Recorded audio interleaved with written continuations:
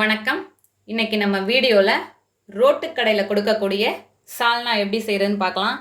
அது பரோட்டா, சப்பாத்தி, இட்லி, தோசை எல்லாத்துக்குமே சூப்பரான சைட் டிஷ்ஷாக இருக்கும். இப்போ அது எப்படி பண்ணலான்னு பார்க்கலாம். அதுக்காக ஒரு 15 சின்ன வெங்காயம் பொடியாக கட் பண்ணி வச்சுருக்கேன். 3/4 கப் அளவுக்கு பெரிய வெங்காயம் பொடியாக கட் பண்ணியிருக்கேன்.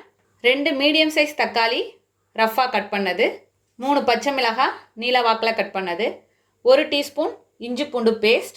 இப்போ மசாலா 1/4 டீஸ்பூன் மஞ்சள் தூள், 1 டீஸ்பூன் தனி மிளகாய் தூள், 1 டீஸ்பூன் மல்லித்தூள், 1 டீஸ்பூனுக்கு சிக்கன் மசாலா சேர்த்துருக்கேன். அப்படி இல்லைன்னா நீங்கள் கரம் மசாலா சேர்த்துக்கலாம்.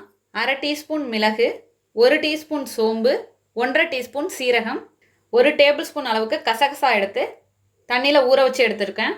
2 டேபிள் ஸ்பூன் அளவு பொட்டுக்கடலை, 4 டேபிள் ஸ்பூன் அளவுக்கு தேங்காய் துருவுனது, தாளிப்புக்கு 2 துண்டு பட்டை, 2 கிராம்பு, 1 பிரியாணி இலை, 1 டீஸ்பூன் அளவுக்கு கல்பாசி, 2 ஏலக்காய், கொஞ்சமாக புதினா இலை, கொஞ்சமாக கொத்தமல்லி தழை, உப்பு தேவையான அளவு, எண்ணெய் தேவையான அளவு. இப்போ எப்படி செய்யலான்னு பார்க்கலாம். இப்போது ஒரு மிக்சி ஜார் எடுத்திருக்கேன். இதில் மிளகு, சோம்பு, சீரகம் எல்லாத்தையுமே சேர்த்துடலாம். இதை பவுடராக அரைச்சி எடுத்துகிட்டு வந்துடலாம். இப்போது இந்த அளவுக்கு பவுடராக அரைச்சி எடுத்துகிட்டு வந்தாச்சு. இப்போ இதோட கசகசா, தேங்காய், பொட்டுக்கடலை எல்லாத்தையுமே சேர்த்து பேஸ்ட்டாக அரைச்சி எடுத்துகிட்டு வந்துடலாம். இப்போது கரெக்டாக இந்த அளவுக்கு பேஸ்ட்டாக அரைச்சி எடுத்துகிட்டு வந்தாச்சு. இப்போ மசாலாலாம் ரெடியாக இருக்குது. நம்ம சால்னா ரெடி பண்ணிடலாம். இப்போது நான் குக்கர் வச்சுருக்கேன். இப்போ குக்கர் சூடானதும் 4 டேபிள் ஸ்பூன் எண்ணெய் சேர்த்துக்கிறேன். இப்போ எண்ணெய் நல்லா சூடாக இருக்குது. இதில் தாளிப்பு ஐட்டம்ஸ்லாம் சேர்த்துடலாம்.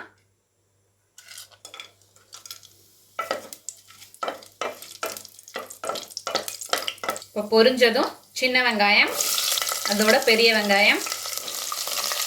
வெங்காயம் அதிக அளவு சேர்த்தா தான் இந்த ரோட்டு கடையில் கொடுக்கக்கூடிய சால்னா இந்த டேஸ்ட் கிடைக்கும்.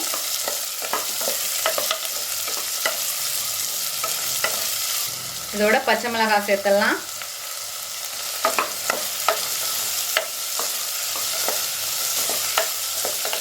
இப்போ வெங்காயம் பாதி அளவு வதங்கி இருக்கட்டும். இப்போ வதங்கினதும் இஞ்சி பூண்டு பேஸ்ட்,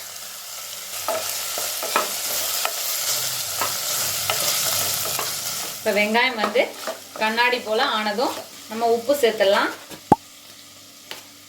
நான் 1 டீஸ்பூன் சேர்த்துருக்கேன். சேர்த்ததும் இதில் புதினா, கொத்தமல்லி,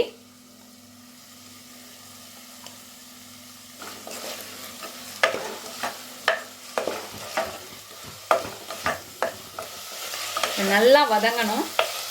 இந்த பச்சை ஸ்மெல்லே இருக்கக்கூடாது. இஞ்சி பூண்டு பேஸ்ட்டோட பச்சை ஸ்மெல்லே இருக்கக்கூடாது. இப்போது மசாலாலாம் சேர்த்துடலாம்.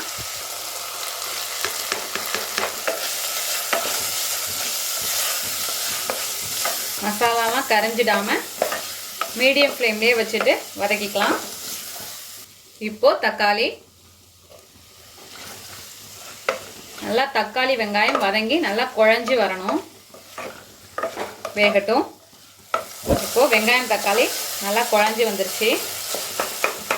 இப்போது நம்ம அரைச்சி வச்சுருக்க தேங்காய் பேஸ்ட்டை சேர்த்துடலாம். இந்த பேஸ்ட்டையும் சேர்த்து நல்லா கலந்துக்கலாம்.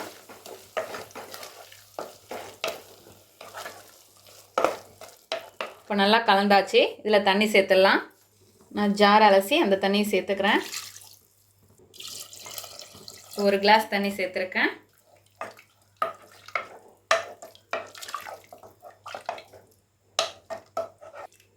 இப்போ மொத்தமாக 1.5 கிளாஸ் சேர்த்துருக்கேன்.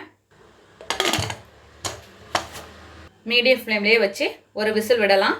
அப்புறம் ஸ்டவ்வை ஆஃப் பண்ணிவிட்டு ப்ரெஷர் போனதும் ஒரு 10 மினிட்ஸ் கழித்து ஓப்பன் பண்ணி காட்டுறேன். இப்போது 10 நிமிஷம் ஆகிடுச்சு. ப்ரெஷரும் ரிலீஸ் ஆகிடுச்சு. ஓப்பன் பண்ணி காட்டுறேன். நல்ல வாசனை, சூப்பராக ரெடி ஆகிடுச்சு நம்மளோட ரோட்டுக்கடை சால்னா. கடைசியாக கொஞ்சமாக கொத்தமல்லி தழை.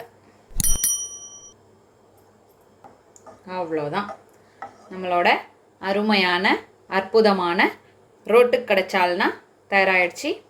இதே போல் நீங்களும் உங்கள் வீட்டில் செஞ்சு பார்த்துட்டு எப்படி வந்துச்சுன்னு கமெண்ட்டில் சொல்லுங்கள். தேங்க்யூ.